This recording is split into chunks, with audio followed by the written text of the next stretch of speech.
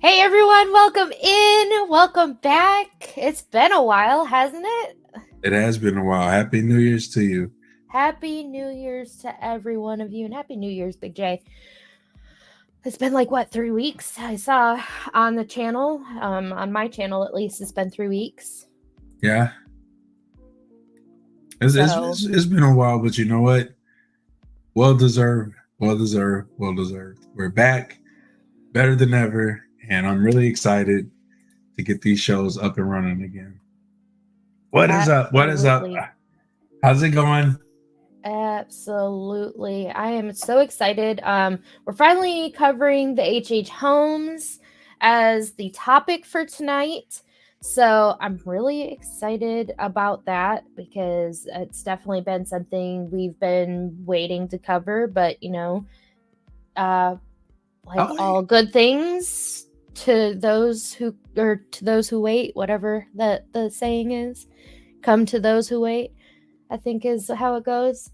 So, at any rate, I hope each and every one of you had an amazing holiday. I hope you had an amazing New Year's Eve and a New Year's Day that was equally as amazing. yes, yes. All right. We would love to hear about how you guys are doing tonight. I hope you're having a great Thursday night. Um, and you know what? Let us know. I'm trying to think. Let us know what your favorite ice cream flavor is. I want to know more about you guys. Let's throw out some let's get to know you guys stuff. Yeah, why not? Let's do that. Something different. We'll shake let's it start off up. the yeah. Start off with a twist. Everybody's favorite flavor. What's yours, Crafty, for the world? That's really hard because I'm very particular about my flavors. Anything that's like either I love coffee ice cream, or if it's like I've had cinnamon roll or brown sugar cinnamon ice cream. Oh, those are like my things. What about you? Um, so I am basic. Listen, I'm a sucker for chocolate ice cream. I There's nothing am. wrong with that. But you know what though? I will admit the three variety flavors with the strawberry, chocolate, and vanilla. I Neapolitan? yeah, I will tear that up too. See, And Howie said the Rocky Road. Good I don't flavor. blame you though, because like as of recently, not gonna lie, I've been like craving some Breyer's chocolate ice cream that's the creamy one, that's the extra creamy chocolate ice cream. That shit hit different though. I see. As Nicole says, wedding cake. It Ooh, actually has cake chunks and it's so good. where do you get that one from, Snickle? Nicole. Listen, Snickle. yeah. I always do that. I'm so as sorry. as Shiny says, Snickle, Snickle. My favorite Oh man, flavor is either mint chocolate chip or cookie dough. Ooh, cookie dough is not bad to go with. I'm with you on that one. listen, y'all gonna make Even me go to the store and get some ice cream. Y'all stop even playing some with me. cookies and cream. Oh my goodness. Like I Chick-fil-A, no lie, is my guilty pleasure. And my favorite thing to get from them is the cookies and cream milkshake. That's if See, they don't have the new autumn milkshake. Their autumn milkshake was fantabulous. Oh yeah, I know. That's why I'm like, I mean, either way, it's good. We're good. right? Hey, how's it going? Hey, Shruti! Hey, hey. Oh man, this is gonna drive me insane. Just make sure you hydrate, man. Just make sure you keep up on that hydration. Hydrate, hydrate. All right, guys, we're gonna go ahead and get into this topic. But feel free to still answer that question of what's your favorite ice cream flavor. Voice crack. It's gonna be a good show. That's all I know. All right. So again, uh, we are covering the H Holmes topic. So, for those of you that may not know who H.H. Holmes is his name was Herman Webster Mudgett. It's a very interesting name. But how he became H.H. Holmes is actually, he changed his name. Well, he actually went to study to be a doctor.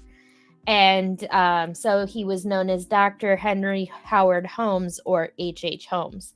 So the reason that he went with H.H. Holmes is because he was so what's the word I'm looking for? So enamored by like Sherlock Holmes that he wanted to change his name to be H.H. Holmes. This fella is a piece of work. So he's our first, and when I say our, I mean the United States. Sorry. Nothing gets any other country in their first serial killers, but this is our first serial killer. Not like we want to claim that, but here we are.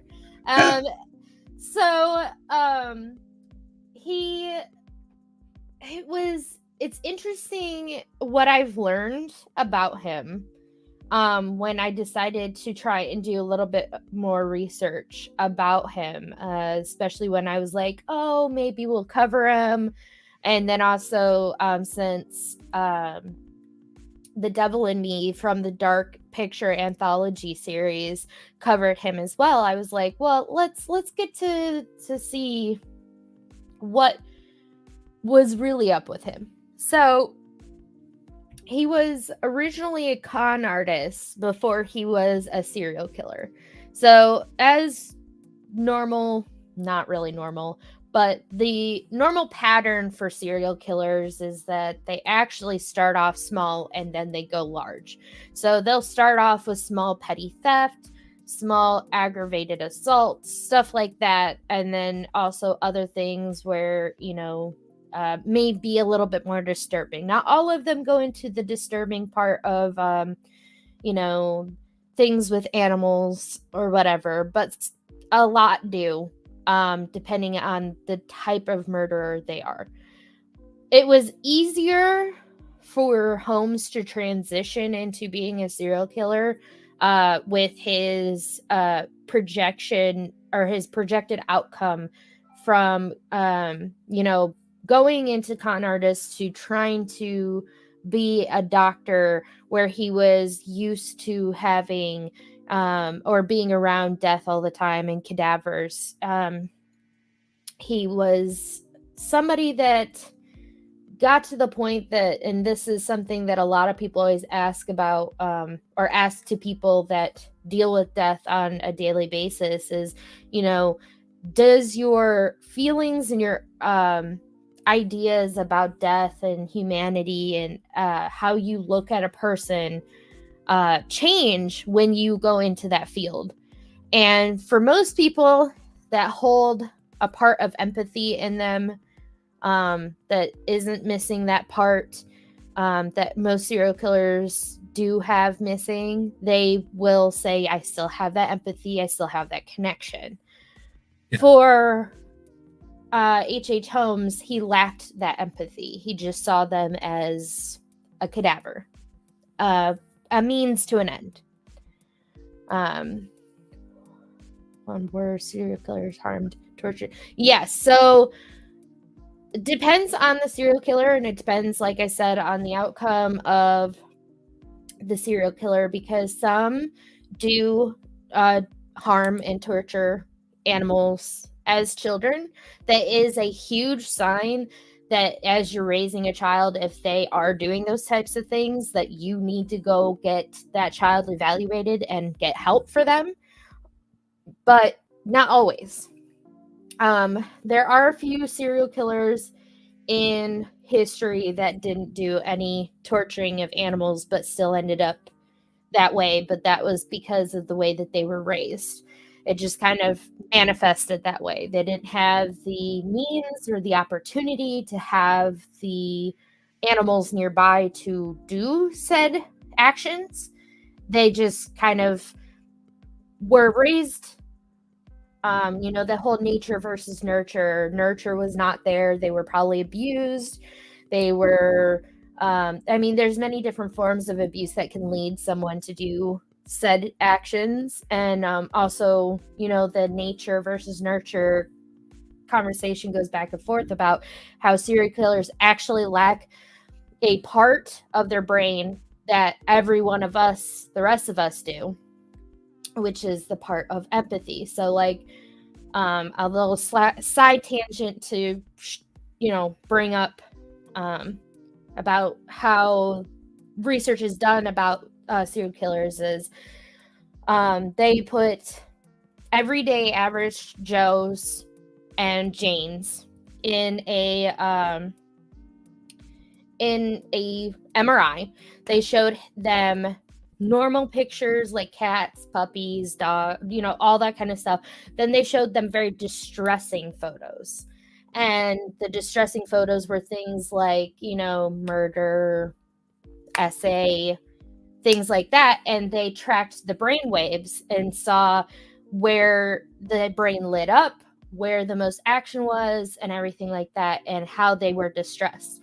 They then put serial killers into the same test, showed them animals, and then showed them baseline photos, and then showed them, crime photos. And basically, the empathy part did not light up in their brain whatsoever. There were other parts of their brains that lit up, but for the most part, it was like their baseline for like looking at a cat was the same as seeing a photo of a murder. They felt indifferent. So that's where, studies have shown what we have learned about the human brain, and especially about serial killer brains. Has there been any success stories in catching it early? The kid didn't turn out to be a serial killer. So there are some success stories out there, due to the fact that you can catch it early, and you can try to do behavioral changes, or should I say cognitive therapy. But it really has to be that the parents actually give a shit before something can happen. So say that, I had a kid and they were exhibiting very concerning signs, and I was like, raising them how I normally would. There was no abuse in the home. There's no, want for anything. They're being taken well care of, so on and so forth. But it just happens to be that way. Then we can, obviously go to a therapist or a psychologist, a psychiatric place, and possibly get help for the child. But most of these serial killers had parents that didn't look out for that part in them. They either didn't know about it, like Jeffrey Dahmer's parents, like they sort of knew, but they didn't push hard enough to go and get him taken care of. And I know we're getting off on a different tangent that from Holmes, but so Jeffrey Dahmer's father was actually a scientist, and when Jeffrey Dahmer started to show an interest in like how to dissolve flesh from bones, how to bleach bones, how to do this and that, his father was like, "Oh, we finally have something to connect on. I'll show you this." And instead of going, "Hey, you have this tool shed out back that you just have a whole bunch of specimens in jars and you're bleaching bones and you're going a little overboards on this, a little too soon." They didn't reel that back soon enough. They just let it kind of happen. And then not to mention with both of his parents being like fighting all the time. His mother had a lot of mental illness issues, and she acted out. She treated Jeffrey very poorly. She even left the home with the youngest kid, and at some point both the father and the mother just left Jeffrey at his devices, at his old childhood home, so that basically towards the end of his high school career, he was like drinking every day. He was alone. He was, all those kinds of things. And then on top of it, add on to the fact that after living in that kind of upbringing, not getting the proper help that he needed, drinking every day, and then also living in a time period where it wasn't as safe or okay to come out and be gay, or even come out and say, hey, I have these fantasies with men, but I also have them being violent. He never got to talk to somebody, a behavioral therapist, about this. So instead, he kept it to himself, and he turned, one thing led to another, and eventually he ended committing his first murder. So this is kind of the outcome and the way that like most serial killers end up being. So it is very rare, but you have to catch it very, very, very early. If the kid starts acting up, you gotta, not like acting up in a bad way. I mean, like, if they start doing some things that you're like, leave Fluffy alone. You're doing some bad things to Fluffy, that you have to take action ahead of time. Right. I would like to think, yes, I guess they are smart enough to recognize how to be a functioning member of society, even though they don't understand the point of. Yes. So that's another thing, is that serial killers, since they lack that point of empathy, that's why you'll hear a lot of people saying, I can't remember the word right now, but basically somebody that can mirror emotions to you. They can act like they care, but they don't, and they see you as an ends to a means. Like, they will only be around you long enough to get something out of you, and then throw the relationship away or throw you away because you don't serve a purpose anymore. So there are people like that, and I'm sure that somebody's going to be able to come up with the word in chat any moment now. But most serial killers have that. I don't know if it's called a mental disorder or something to that extent. So it's a situation of, because they lack that empathy, and because they watch other people, oh, I should cry at this, or oh, I should laugh at this, or oh, I should treat people like this, they get away with more because they're simulating what normal people do. So if their animal's name isn't Fluffy, it's okay. No, just kidding. This is true, though. I feel like these serial killers come from homes that don't. Yes, they do. They come from either homes where parents are, and I've done a lot of research about this. This is actually a thesis that I wrote about back when I was in high school. I did about parenting types, and the way that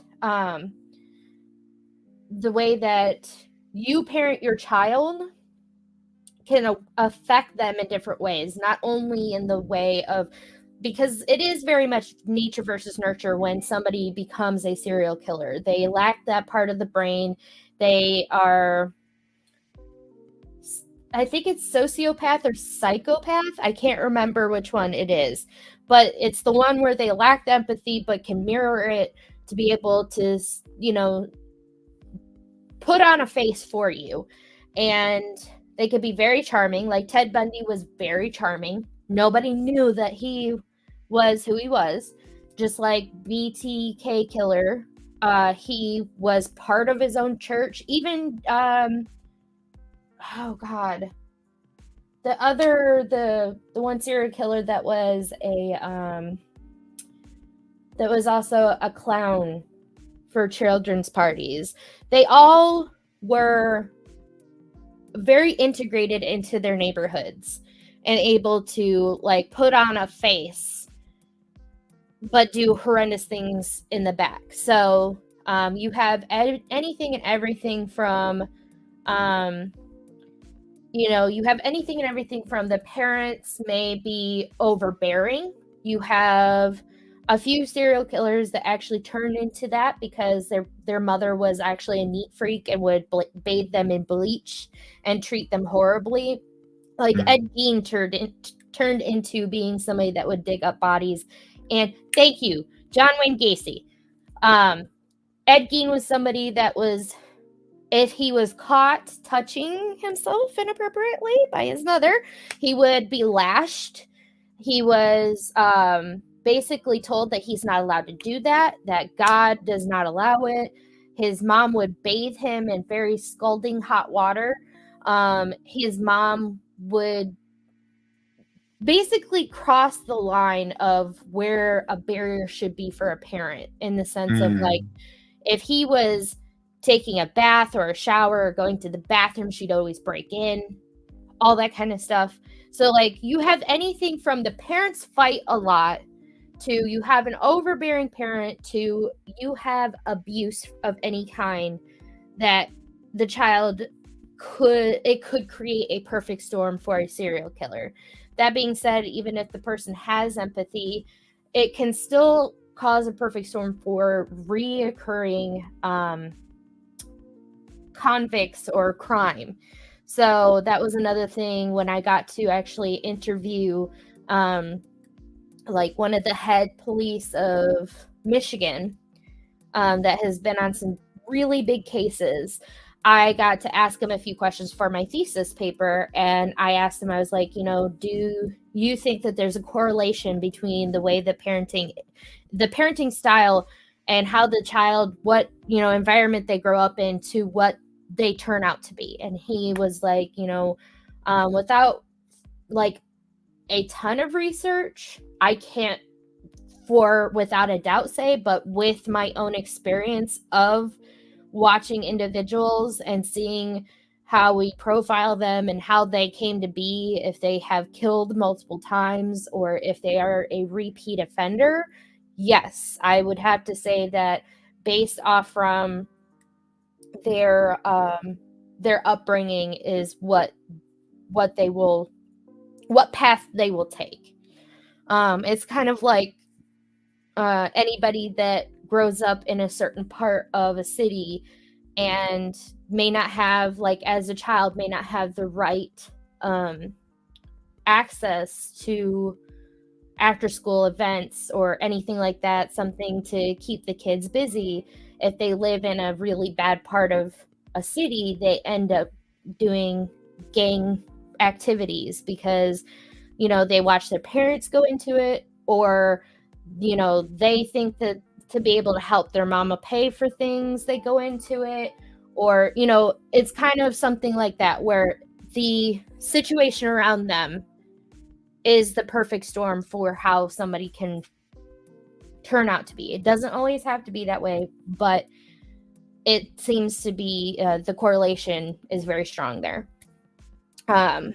So with all of that background of serial killers and correlation of nature, nurture versus what they become, so going back into H.H. Holmes, he started off small as a con artist. He would do small things like insurance fraud, swindling, check forging, things like that, doing illegal marriages, even horse theft. But then he graduated to a point where he ended up being a murderer.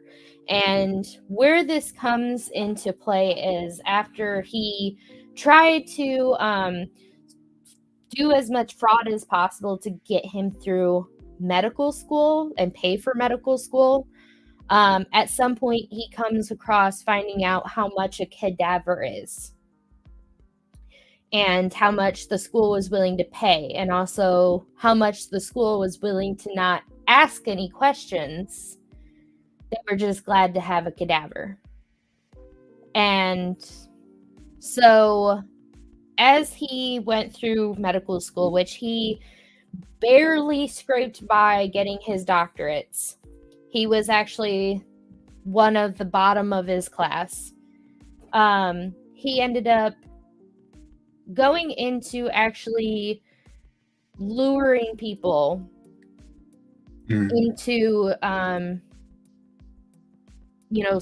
it started off small.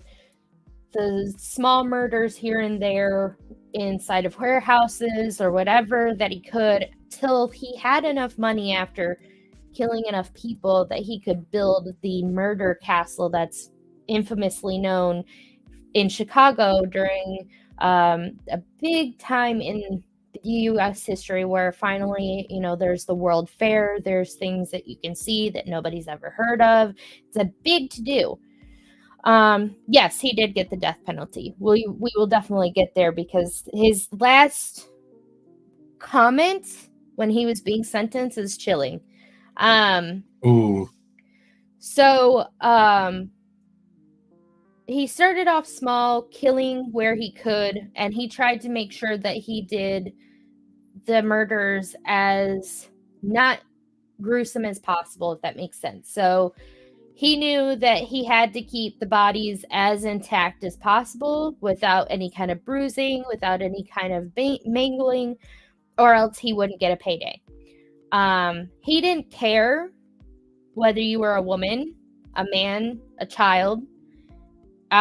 He was going to get his payday. And he legitimately saw people as a walking check, basically. He would have multiple women swoon over him. He would illegally marry them, bring them back to the murder castle, be Oh like, my "Oh, goodness. honey, I'm gonna treat you well," and then kill them. Or there was even an example of a woman that he married that had a sister, and he got not only her but her sister to move in, and he slowly started to have like violent tendencies towards the end. And one of this actual sister of the wife that he had was one that he was I can't remember if she was alive or had passed, but he committed SA on her. So he started to force women slowly to do things for him. That is so horrible. Right. So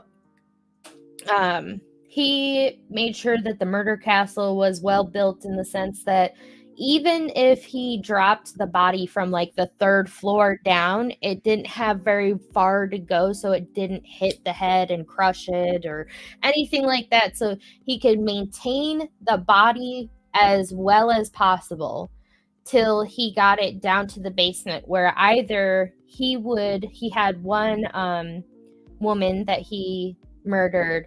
He actually cleaned her to the bone, articulated her skeleton, and then sold it. Oh my goodness. Yeah. So yeah, he had like 4 or 5 spouses, I want to say, but they were all obviously illegal. He was legally married to his first wife, even though she got away, obviously, because he went on with his life, and she was just like, I don't know where he went. And so because she didn't want to come with at some point, or she left him, I can't remember exactly, but I know that she's the only woman, I think, that got away from him. But every woman afterwards. And the craziest thing is, this man apparently was very dapper and well spoken for the time that he was, because I know, like, if he were to look at a photo of him now, most women would have been like, I don't know about that. But for his time, he was a handsome, striking gentleman that had a doctorates. He had a hotel, all that. So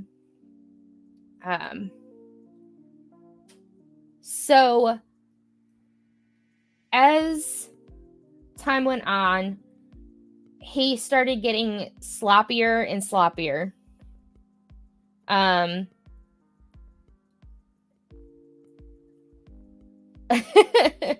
He started getting sloppier and sloppier, and that's what led to police starting to catch on to him, between the fact that there were so many bodies coming from him to the medical places. They were starting to go, wait a minute, there's missing people. Weren't they last seen here? And before you know it, the police caught on, and it was yeah, got me kind of thing. Because in his basement, it was insane to hear this. He had like 2 or 3 cleaning tanks, including a furnace that would actually like clean the meat off the bones. Oh man. And like he would go as far as, if I can have an articulated skeleton, cool. If I had the whole body, got it. Doesn't matter. I got you, fam. You paying top dollar? I got a walking paycheck in here. Right? Isn't it? It's very scary. So eventually, once he was actually caught, there was, damning evidence. There was nothing he could do to be like, oh, no, it wasn't me. He was like, well, they basically said, okay, well, you've been charged with X amount of murders, and he was like, okay, well, oh well, it's, yeah, that sounds about right. And they said, okay, well, you're gonna go and be hung. Any last words? And his last words were basically to the tune of, you must bury me under concrete, for I have the devil in me, and to make sure that no one else has this urge to kill, you have to bury me under concrete. So wow. When he was hung, his neck didn't snap. He had to struggle through it. And I just say, I hate to be that person, but it's called karma. And then it was followed through. He was buried under concrete. It's insane. Wrong time to eat dinner. Sorry. I mean, we do talk about all that kind of stuff. At least I didn't go into too much detail. Well, welcome to Spookalicious. Yeah, welcome to Spookalicious. So, it's just insane that he was actually, yes, bitch deserves it. So it's insane to think about the fact that this one individual had murdered so many people and also got caught, because for the time he was caught and arrested in Boston, not in Chicago, by the way. He was caught in Boston November 17th of 1894. 1894, y'all.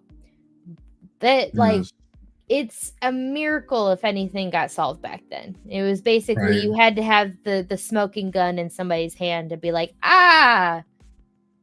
you got me, So the fact that they got him after looking through his whole entire murder hotel, and then was like, where did this guy go? This is kind of a problem. It's just insane. So I agree. I will also spare some of the other details that there are, because this man was not afraid to be brutal in some of the ways that he did all of this either. And also how he did insurance fraud was, at first it was, taking money out on people, and then they had died, but it was more of that person had to disappear, and then he like found a pair of bones or whatever to be like, oh yeah, this is the person that passed away.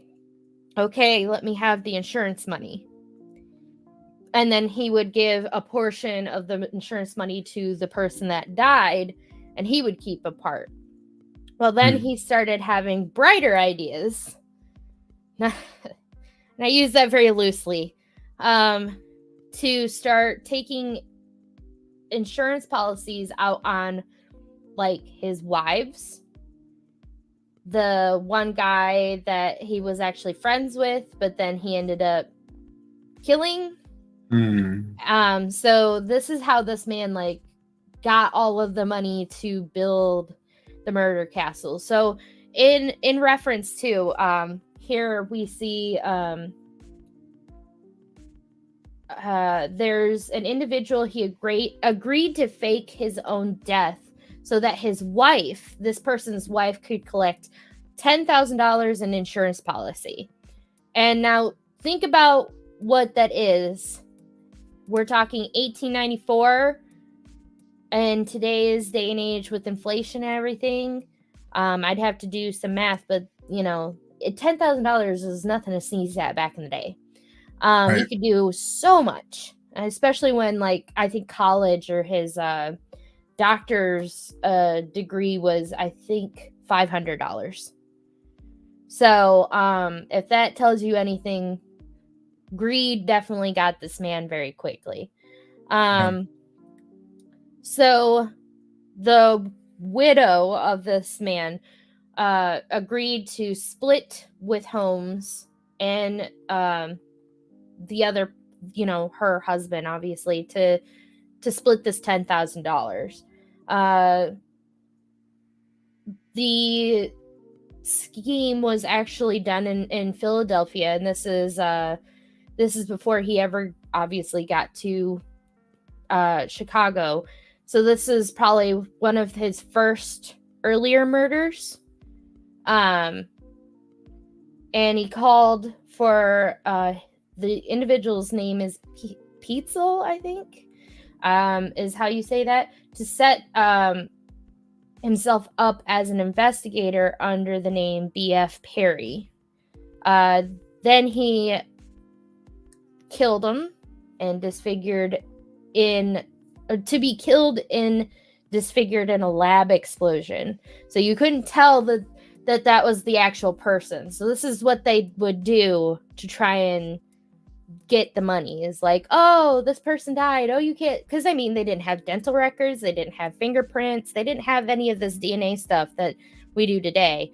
So it was just that's Joey, all right.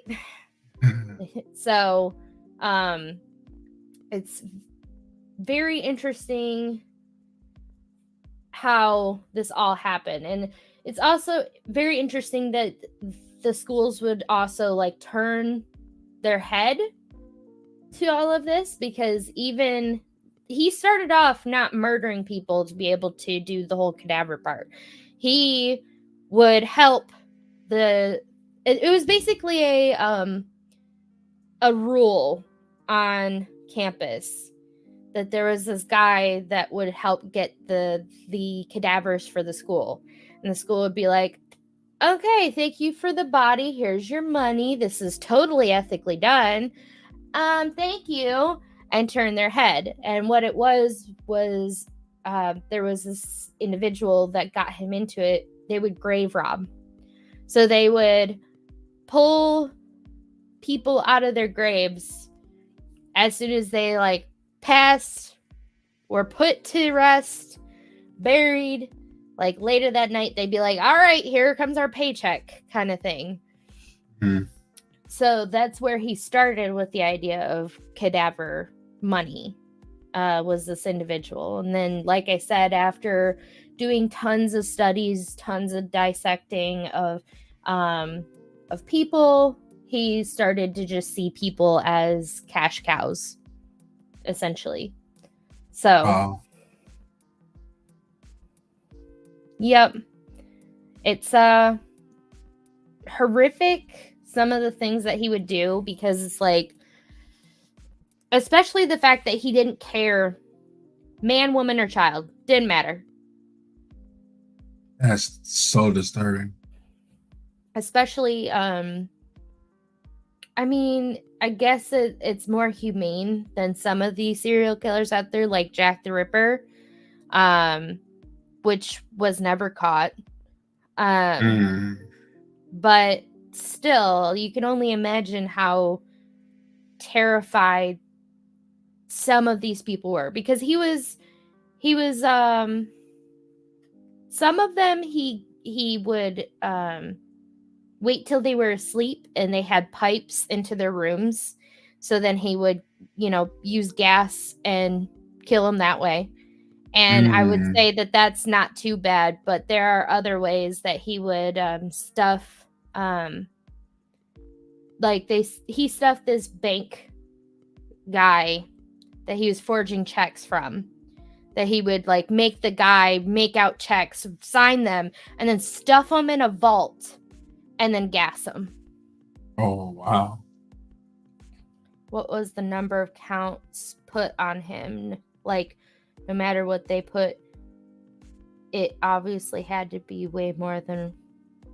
Okay, so that's a good question. Let me read you the number that... So Holmes confessed to 27 murders in Chicago, Indianapolis, and Toronto. Though some people he confessed to murdering were still alive, and 6 attempted murders. So I'm sure that it's more than 27. You have people that, like I said, there was this banker that would come in and he was trying to get a loan from the banker, and then he scared him into writing a whole bunch of checks before he shoved them in a bank vault. And the bank vault that was in the murder castle shut the door and gassed him. Oh, wow. So, and then, that's not even the worst of it. Obviously, he would take insurance money out on the wives and kill them. And most of his methods were gassing or asphyxiating with gas. Like when he killed the 2 girls, they were shoved in a trunk with a hole and asphyxiated. And so, like, that was just his motive, because it was easier if you think about it. Like I said, you have to show up with a body that has no bruises, no cuts, no disfigurations, nothing like that. You can't have damage to the bones if you make an articulated skeleton. This is what he did. That was his motive, or his MO, actually. Right? And I think the part that's more chilling than anything, past the fact that obviously he didn't even care if they were children, is the fact that he had admitted that he literally just saw people as walking checks, as walking cash cows. And he was that detached from people. Yes. Yeah. Wow. Could More you know. cause much damage on the bodies. Yep. Because, I mean, if you also think about it, it would cause too much alarm if he was to strangle somebody to death, because say that he was to either articulate that skeleton or sell the body that isn't a skeleton. You can tell when somebody has been strangled because their hyoid bone will actually crack or break. So that would immediately tip the hospital or the universities off that this person didn't die of natural causes, because they didn't have things like toxicology back then as well as they do now. They obviously knew things like, oh yeah, cyanide and some of these things will kill a person, but they didn't know it like if, you know, somebody was to just show up deceased like this now, they could do a toxicology report and say, oh yeah, they were asphyxiated with this gas. So it was easier for him to just do that versus anything else. So I think he had a few that he definitely, like, even the way that the chute was made, he had to make sure that he had the proper padding so that if they fell like head first or whatever, he had to make sure they went feet first, and if they did go head first, so that there wasn't any kind of damage to the skull or the tissue. So he like thought it all the way through, and this man would like drop the body every level. It would be okay, I'm going from the 3rd floor, I dropped it, okay, gotta go down to the 2nd floor so we can make small drops. Thank you so much for hanging out with us. So it's just the level of attention to detail that this man made just to make a murder factory was insane. Yeah, I agree. Wow, it's like the more of these episodes we do, it's like the more intense and just, man, chills. Wow. So that is Henry Howard Holmes, our first serial killer here in the States. And just, it's insane the lack of attachment that he had to people. It goes to show how much the whole nature versus nurture can weigh in on someone. So, especially if they, you know, have certain things going on with them that maybe wasn't diagnosed or paid attention to. And I mean, back in the 1800s, that they would do crazy things if they thought you were mentally, you know, ill. They would either do lobotomies or send you to a hospital where you just rot away because the family was like, oh, that's a disgrace. Or, I mean, it's just amazing how much the world has changed as far as how mental health is actually taken care of and diagnosed today. I agree. Like, I'm glad that, you know, technology and everything has advanced, because, you know, we need all the help that we can get. And, you know, just if it can save someone's life, I think that that's very important. Like, mental health is very important to me, and I know a lot of people how much important it is for them. So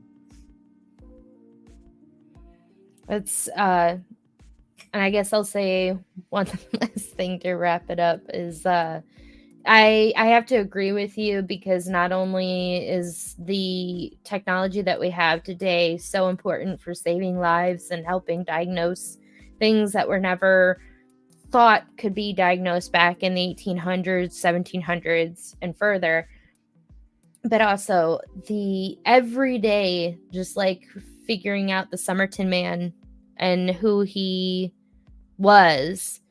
There's more unsolved murders that have been solved recently. I think there was like 12 or 22 of them actually solved in 2022. So it's just great to have this kind of technology, because you know that things will be taken care of, whether it be your health or even, you know, other people's loved ones, getting them returned back to them. So, right, gotta love technology. You know, it is definitely advanced and helped us out in many ways. And, you know, It's a new year, and I'm just looking forward to more equipment, more technology to help out more people.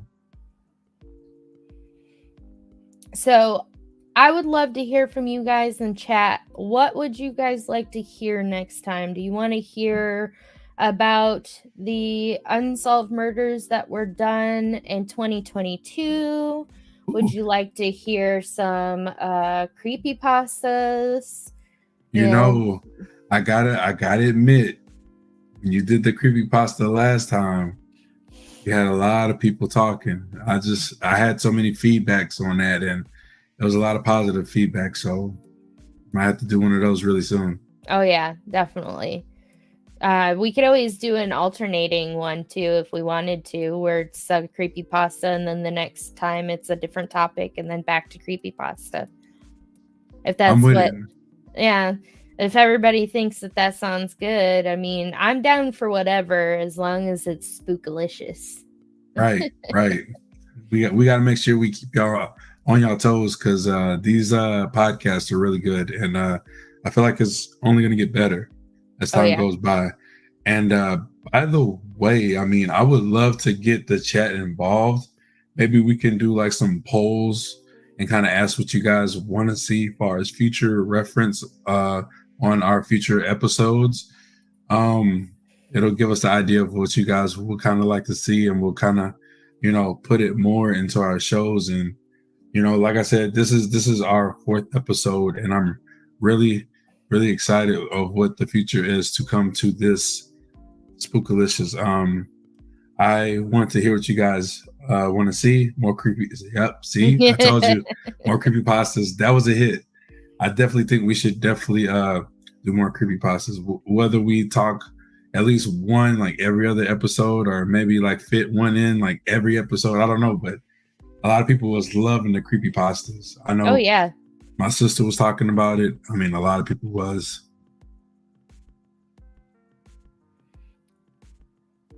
I definitely agree. Think we have some freezing. Who froze? You did for a moment. No, I was reading chat, and I was Oh, just were you? thinking like, Okay. yeah, I was reading chat, and I was just thinking some ideas what we can do. Yeah. It's so much that we can do, and I apologize for my voice. I do.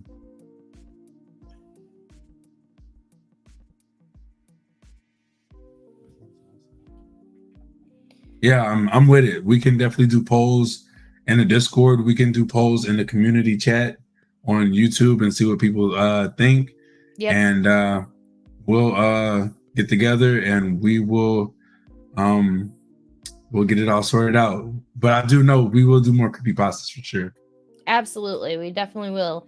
I really enjoyed reading them. I really enjoyed being able to get lost in them. And I know that you guys enjoyed them too. So It was really awesome. And I look forward to the next one. If you guys have not followed Crafty Fox, make sure you guys show her some love. I would appreciate it. it all just squished together, didn't it? I'm just over here That's trying awesome. to be helpful, and it had to go and do me like that. Hey, you know what? I appreciate that. And follow those medias. We're everywhere. Twitch, we're on YouTube, of course. And yeah, I mean, you can find us everywhere. I mean, all of the platforms, just same name, same place. Yep. We're everywhere. And this is gonna be a whole new year. So happy New Year's to everybody. And this is your boy Big J with Crafty Fox, and so much content to be out. And I'm just really excited for the new year. Definitely. I am too. And I really thank each and every one of you guys for being here with us. And like, Big J said, go ahead, check us out. We have multiple platforms. Let us know what you want to see. And I'm really excited for the new year to see what we can figure out, what we'll come up with, because Halloween is every day of the year.